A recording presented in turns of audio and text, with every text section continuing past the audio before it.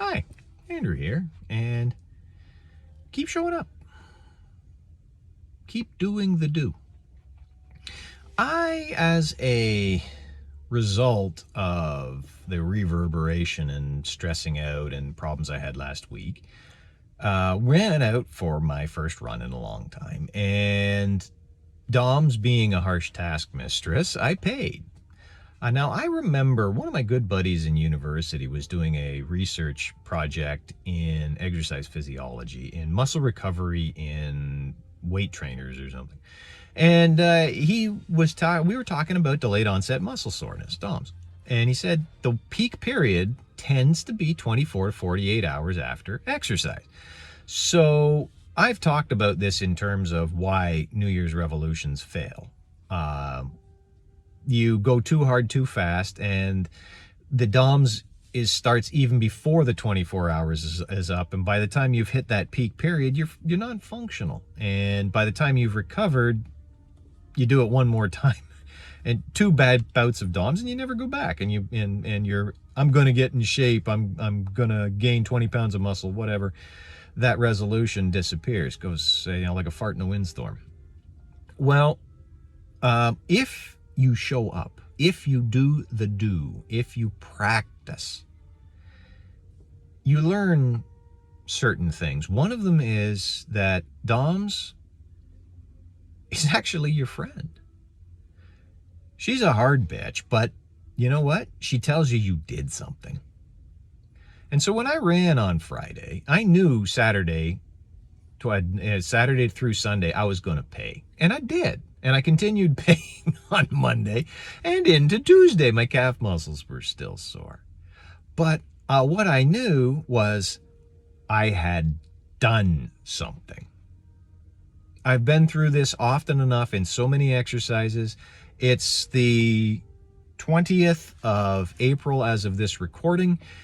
Kayaking season's coming. The day after my first kayaking of the year, I'm going to hurt. And I'm going to love it because I've done something.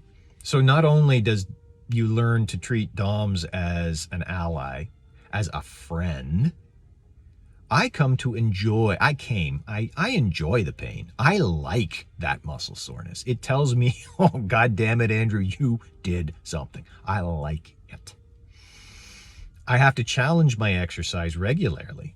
I've discovered the one place I don't like DOMS is when I'm doing shoulders, because it compresses and it pulls on my skull and I get headaches from doing shoulders. But that's about the only time I don't like DOMS. But that's an interesting thing. Showing up, you learn pain isn't the end of the world. As a matter of fact, it's a sign that you're doing something. In showing up, you also learn to show up. I haven't run since. I'll try to get out for a run tomorrow. But I've had other things on my plate, but I still haven't missed a day of exercise. I've been out for at least my walk, or I've done my yoga, or I've done some weights. I've done exercise. I just haven't run.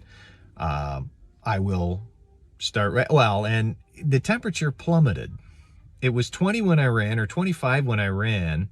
We had an ice storm, a snowstorm the last couple days. Temperature dropped 25 degrees.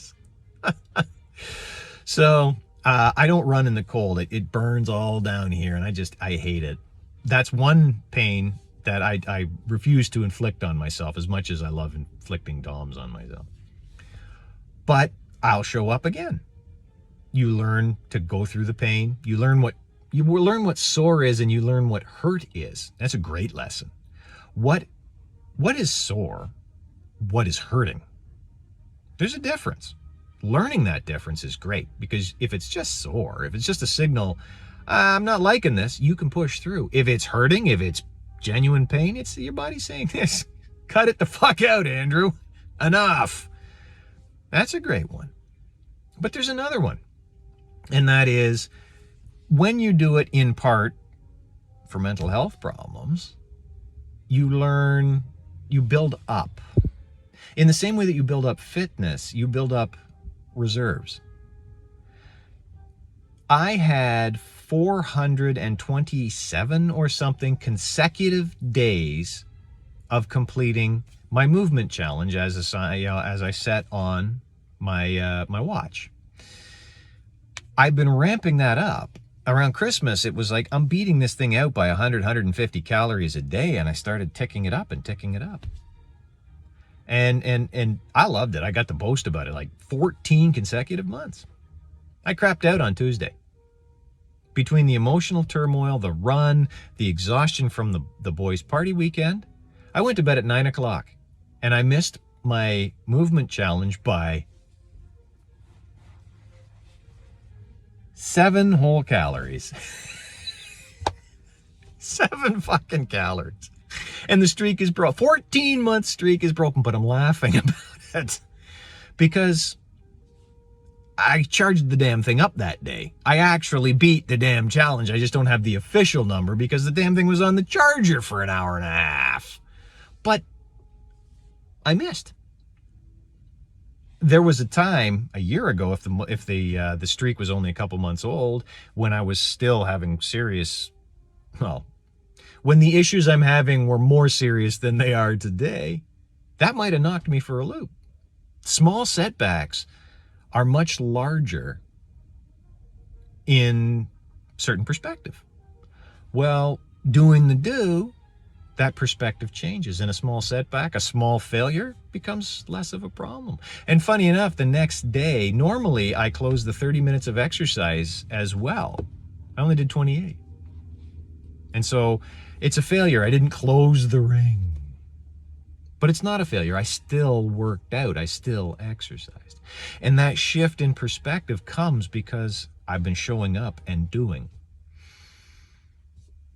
It helps me get over the small problems and challenges. That way they don't develop into big ones.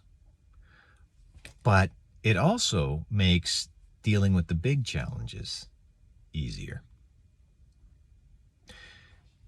I maintain fitness as one of the 3 pillars of a healthy lifestyle. But I never spoke about it in terms of, or I never wrote about it in terms of mental health until I finally admitted that I have a serious problem.